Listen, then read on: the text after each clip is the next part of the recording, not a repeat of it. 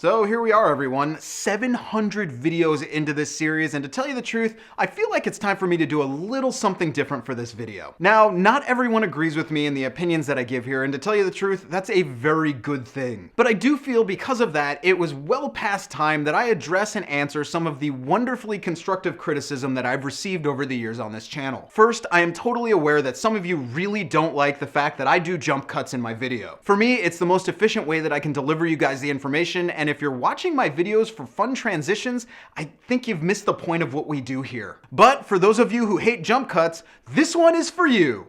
But wait, apparently that's not good, because for some people, they don't even have 5 seconds. You know, it takes less than 5 seconds to click out of a window, so I guess you lose on that one. And if you actually decided to stick around here for 3 minutes of something you didn't like, this is the internet. Chances are with 2 or 3 clicks elsewhere, you'd find a lot of stuff you like. People got very, very annoyed at the open letter that I did to Green Day and their fans, even though I was pretty much right. But outside of the hate, let me address one thing. This guy. I just want to point out that lots of terrible bands have sold tens of millions of records. Remember, just because something sells a ton, it doesn't mean it's good. It only means it's popular. But all humor aside, let's go to some of the actual arguments that people have for me, like this one right here. Now, the reason that people who aren't necessarily the fan of a band or an artist do reviews of that band or artist is because, well, that's sort of the point of being a critic, actually. Go over to Google and look up the word objective. We'll talk later once you have a grasp of that. Or maybe you just want to hang out with this guy. You seem to be on the same wavelength because he says that my reviews are far too complex of something that is simply flat out good. Apparently I do too much analysis and all he wants me to say is this album is good or this album is bad. Well, I think this comment is bad. But in all fairness, let's take a special moment to acknowledge the last line of this one. It's a burning missive that I have to address. He asks, and I'm quoting,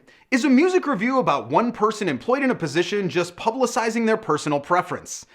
Yeah, that's pretty much it. That's exactly what a music critic is. So I'm glad you've got a grasp of that. Let's stick with that idea and I'll give you another lesson, because if you didn't know, Yanks are the only people in the world who have opinions. What a bunch of jerks we are. Okay, I get it. Some of you really don't like me. Got it. Okay. Yeah, I'm going bald. I'm into my 30s and it's hereditary. Sorry. Whoa. Really? Hey trolls, at least this guy used a big college word, and it's pronounced ennui for those who don't know, and you can go Google that one too. Exceptional use of the word, but you really need to find something better to do with your time. But let's refocus, because I have gotten some legitimate questions over the years, just like this one. I mean, I'm sure they are used for that, not mine in particular, but I mean, I guess, yeah, it's still 1995. We can go ahead and make the joke that anyone who has a tongue ring is obviously gay because, you know, that's still funny, right? And apparently a lot of people were confused. The reason why this t-shirt says one thing and shows another is because it's a joke. It's funny. Finally though, I have to take a moment for one individual, the true superstar of the comments section. Yeah, I can't make this stuff up, but I do have one question for you, my friend. If I beat myself up, do I get the $1,000 bucks? See you guys next week.